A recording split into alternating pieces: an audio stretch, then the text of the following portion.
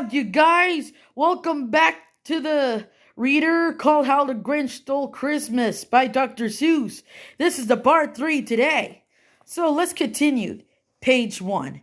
And the Grinch... I already read this. That was previously. Why? Why are you taking our Christmas tree, Santa Claus? Why? Finally, page 1. But you know that old Grinch was so smart and so slick. He thought up a lie and he thought up a quick. Why, my little sweet tot, the fake Santa Claus lied.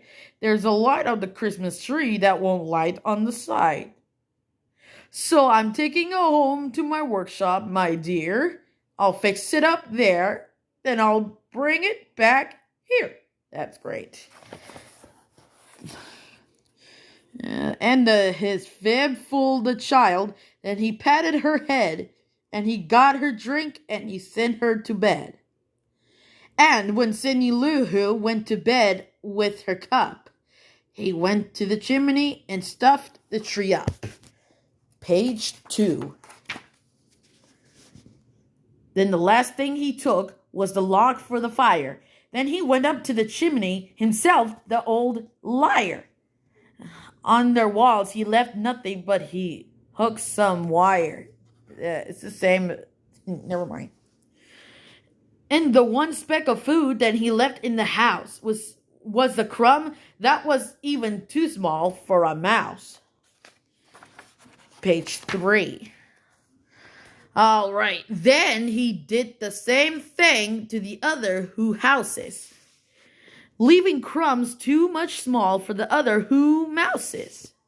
Page 4. Yeah. It was 1:15 dawn, all the who's still abed, all the who's still a snooze when he packed up his sled. Pack it up with their present, the ribbons, the wrappings, the tags and the tinsel, the trimmings, the trappings. Page 5. Okay. 3,000 feet up the side of Mid-Crumpet, he wrote with the load to the tip-top to dump it. Pew, pew to the who's, he was Grinchly humming. Sorry, they're finding out now that no Christmas is coming. They're just waking up. I know just what they'll do. Their mouths will hang open a minute or two. Then the who down in Whoville will all cry, boo hell. Page 6. Oh, that's a noise, grinned the Grinch, that I simply must hear. So he paused, and the Grinch put his hand to his ear. And he did hear a sound rising over a snow. It started in low, and it started to grow. Turn to page 7. Huh? What? I don't understand.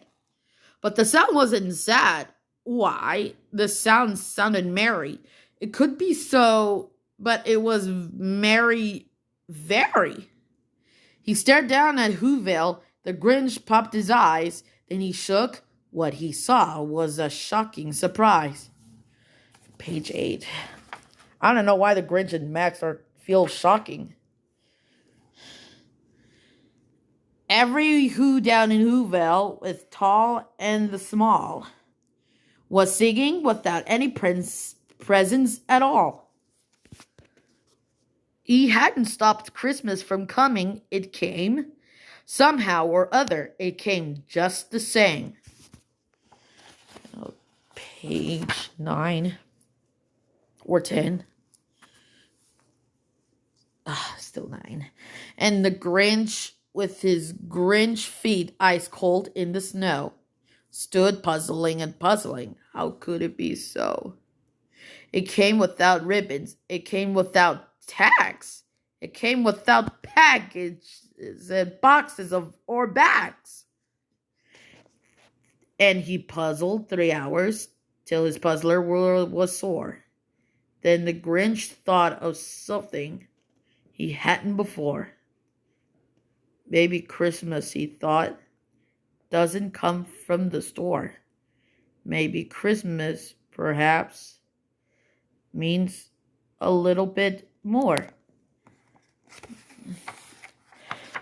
Page 10. That's great. And what happened then? Well, in Whoville, they say that the Grinch's small heart grew 3 sizes that day. Wow! His heart grows so big 3 sizes that day. And the minute his heart didn't feel quite so tight, he whizzed with his load through the bright morning light. And he brought back the toys and the food for the feast. And he, page 11, he himself, the Grinch, carved the roast beast. Happily ever after, the end. All right, I'm done reading the music. I'm done reading the book called "How the Grinch Stole Christmas" by Dr. Seuss. Okay, guys, I hope you guys enjoyed this video. Subscribe and comment. And so I'm about to read for you guys. Reading the storybook called "The Polar Express," coming soon. It's one of my favorite Christmas movie. You know, The Polar Express or something. So yeah, guys, thank you guys so much for watching. Thank you for reading with me of How the Grinch Stole Christmas.